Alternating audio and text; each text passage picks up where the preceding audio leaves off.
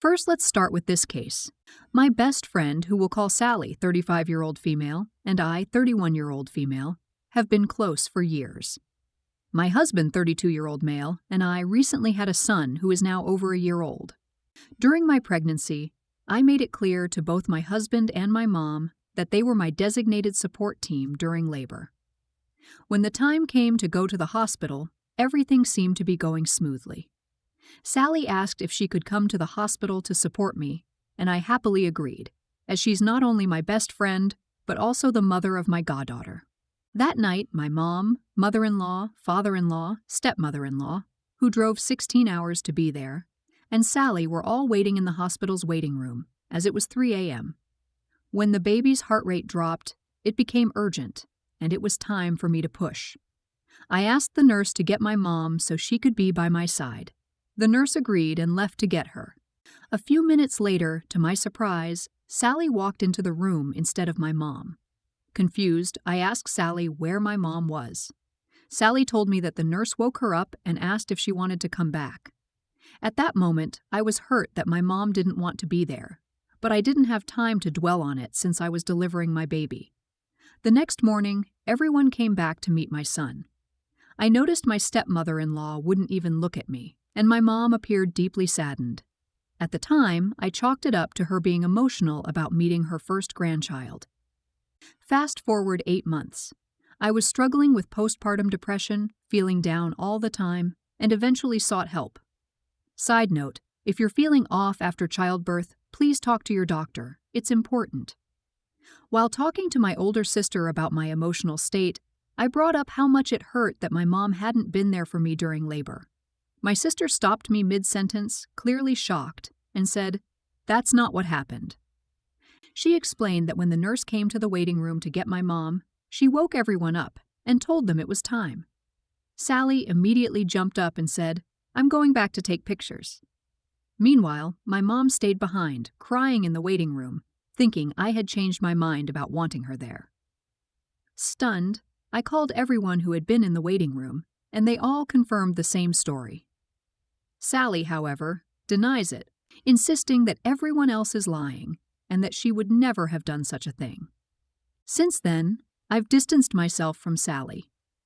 While she's the mother of my goddaughter and it would hurt not to be there for her, I feel like I can't trust her anymore. She's even asked to have my son stay overnight, but I can't bring myself to let that happen. If I can't trust her to be honest about something so significant, how can I trust her with my child? So am I overreacting for wanting nothing to do with Sally anymore? Or do I have the right to feel this way, given what happened? Edit. The hospital only allowed 2 people in the delivery room during labor. Sally's daughter is my goddaughter. After my sister told me what really happened, I spoke with my mom, who said she assumed I had changed my mind about wanting her in the room. Sally did take pictures during labor, which I am grateful to have, but the circumstances of how it happened have left me feeling betrayed. Let's start judging. You're not in the wrong? 100%. You're not in the wrong. Your friend overstepped, then lied about it, and stole the opportunity from your mom of seeing her grandchild born. I would cut Sally off permanently. What else would she or has she lied about to get her way? Don't ever trust her again. I am so sorry, OP. To have that stolen is a huge betrayal. Good luck, OP. You're not in the wrong. That's a huge problem. Everyone has the same story. The only outlier is the one who showed up in the birthing room. It's not a spectator sport, and Sally treated it like one to the detriment of you and your mom.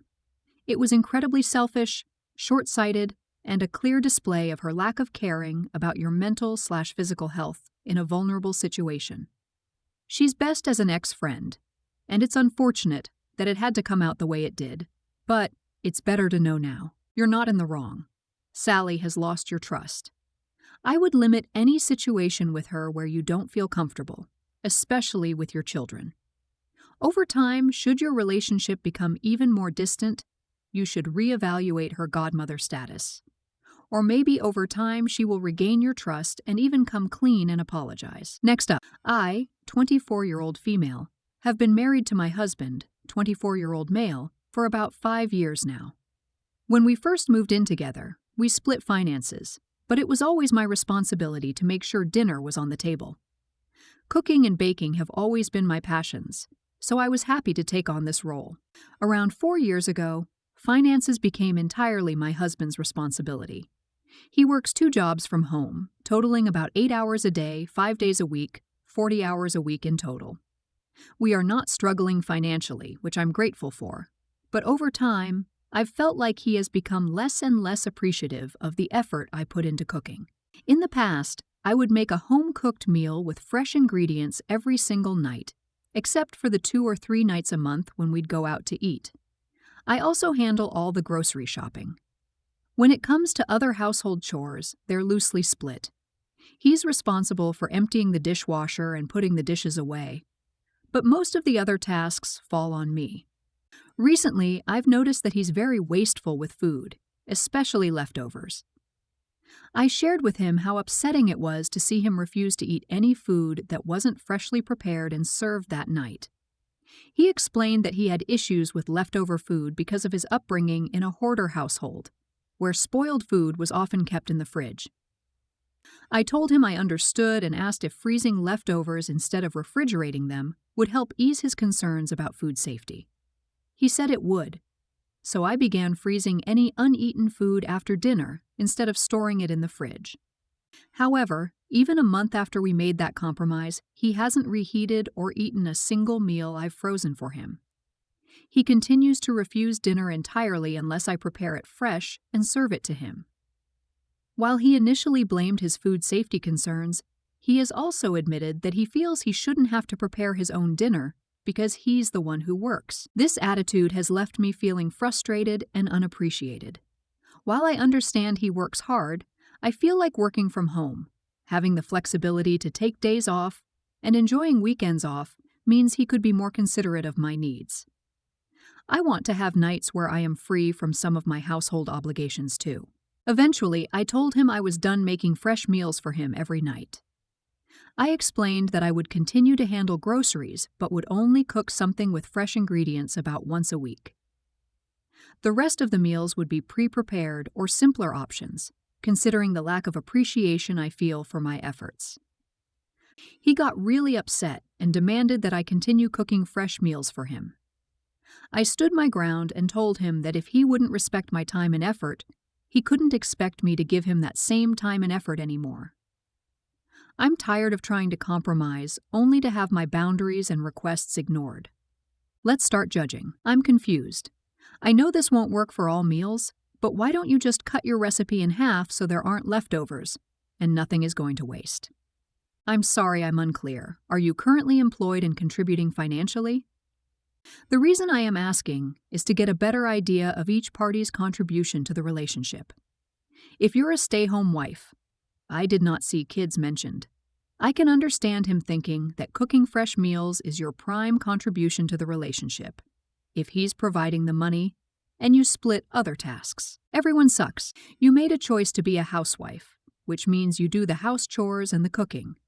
To anyone thinks that's easier than working, well, it's not, unless you slack at your job.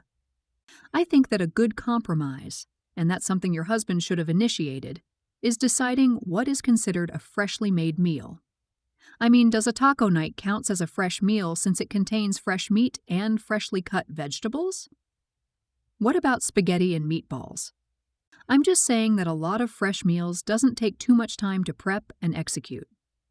I'm in charge of all the cooking in my house, although I have a full-time job too. And I manage to do this simply by choosing easier meals when I'm tired or working late, while choosing med-hard recipes for when I have the time and energy. You're in the wrong. You don't work and you split chores other than cooking. He earns all the money and helps out in the house, and you do what for the hours you're not vacuuming, etc. around the house whilst he is working, at work, all day. And you're willingly throwing food out because he's got some weird thing about leftovers. I think honestly, the dude's got every right to want home-cooked food, Deba. Make less food. Make it clear you want some nights off from cooking, but don't diminish his trauma around his childhood and food. Half and half chores, no work, and a bit of cooking is a very relaxed, lucky position to be in. Next up, this incident happened just a few hours ago.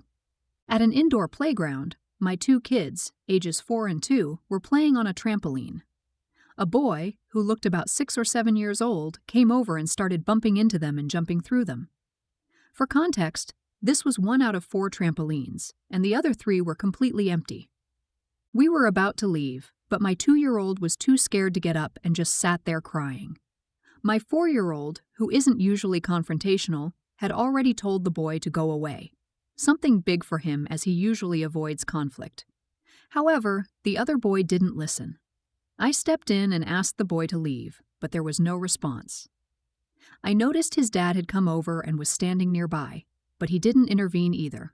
Eventually, I went and picked up my 2-year-old, saying, "That isn't very nice of the other kid." This is when the exchange began. "Well, if you want to play in peace without other kids, you should go to the other trampolines in the corner." Me, "I don't agree with that. There are 3 other empty trampolines your kid could easily use instead." "Yeah, well, he's mentally handicapped, so there's that." Caught off guard, I blurted out, "So, being handicapped means everybody has to move away when he comes over?" The dad went silent for a moment, seemingly stunned, before responding angrily. "What? Did you not hear me? My kid is handicapped, you inconsiderate a hole." Me, "Wow, watch your language. Being handicapped doesn't mean he gets to act like a bully without consequences." "He is handicapped. I can't follow him around all day." Me, "I understand that. To be honest, I don't fully, but I wanted to de-escalate. But you just stood here for several minutes and didn't intervene." The dad then lost his temper completely. "You're in a hole. Get out of here or I'll hurt you. Yuda." At this point, my wife, who had been sitting in the seating area, came over and stepped in. "Both of you need to stop. There are kids here. Don't use that language." The dad continued shouting foul insults and flipping me off. At that point, we just gathered our things and left. Background: I've worked in a daycare for physically and mentally disabled individuals for over 12 years. It frustrates me when parents undermine the progress we work so hard to achieve by underestimating their child's abilities. I often see parents excuse inappropriate behavior with, "Well, our little angel is handicapped, so they can't help it." That said, my wife and I discussed the incident afterward. She told me I was an a-hole for blurting out what I did. She works in the same field and explained that while it's fine to confront parents professionally, it's different when it happens in the wild. I'm genuinely wondering, was I wrong for blurting out my comment? While I regret the confrontation escalating, I feel like the dad's behavior was out of line too. Could I have handled this better?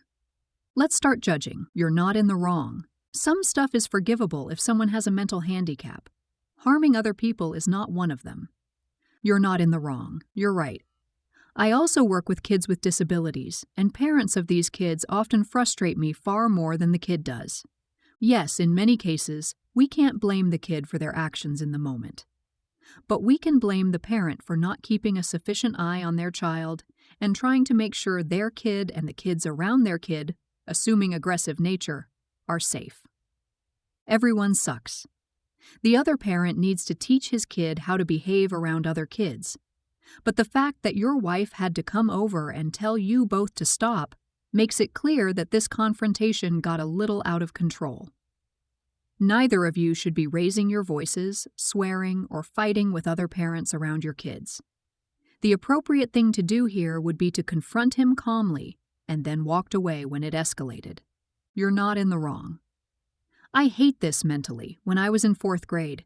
This kid who had autism ran up and headbutted me out of nowhere, and the doctor told me that I could possibly lose my front teeth. And right away the parents of the kid wanted my parents to sign a paper saying their kid was not responsible. Next up, I, a 30-year-old female, have always loved celebrating my birthday. While my parents weren't perfect, my mom always made a big deal out of our birthdays, which made them special. I got married young, at 21, and, at the time, didn't have much money, so our wedding was very modest. It was even a BYO event. I loved it, but I've always regretted not being able to afford a big celebration with a nice meal for everyone. So for my 30th birthday, now that I'm in a much better financial position, I decided to plan a big celebration where I could treat everyone to food and drinks, and just have a fun time together. I told everyone about the party months in advance because I had to prepay for the venue and arrange catering.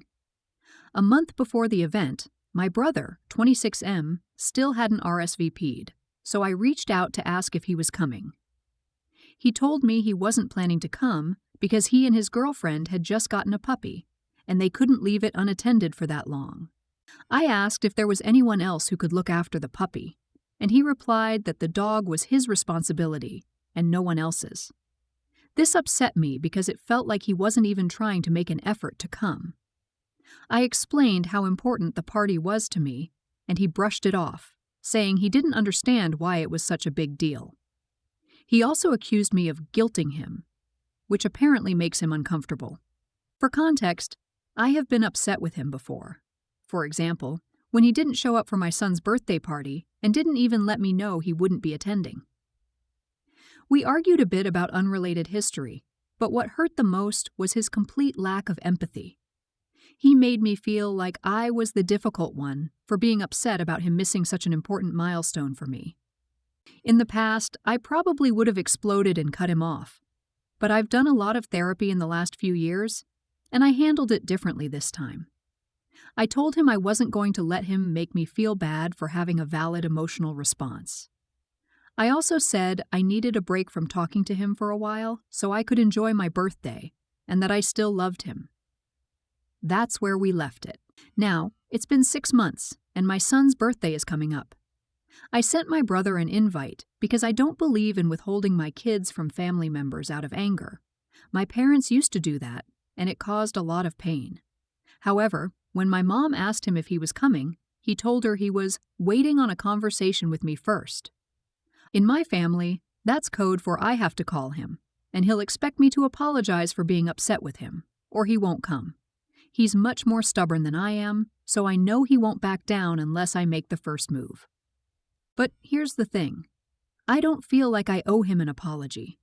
I've done a lot of work on myself and feel justified in being upset that he didn't prioritize my milestone birthday. Now I'm wondering if I'm the one being stubborn for refusing to reach out, or if I should stand my ground and let the stalemate continue. Let's start judging. I'm not taking sides here, but you could call and speak with him and not apologize and see what happens. Just say, "Hey, how's it going? Are you coming to my son's birthday party?" You're not in the wrong. I'm going with, you're in the wrong. Everyone sucks here mostly because I suspect that the history that isn't relevant is in fact very relevant. You think he owes you an apology and he thinks you owe him one. Your birthday is important to you. A 30th birthday is a big birthday, and is understandable you want to celebrate. But it sounds like this isn't a one-off, that you have always done big birthday things, and that now applies to your son. Just because this is important to you doesn't mean other people's social calendars have to revolve around it and my. You're in the wrong. Assessment is based on the fact that you refuse to understand that. An invitation is not a summons. Your brother said he couldn't make it, and so fix the thing you were annoyed about for your son's birthday, him not telling you that he couldn't make it. If he says he can't come to your son's birthday this year, how are you going to react? No one is in the wrong, everyone sucks. You also don't seem to empathize with his perspective. I'm sorry your brother doesn't value these birthday events like you do. It doesn't seem like you expressed any interest in his new pet, which can also be a momentous passage for some people. It was passive-aggressive of you to send another invite after initiating a relationship break because of arguing over invitations.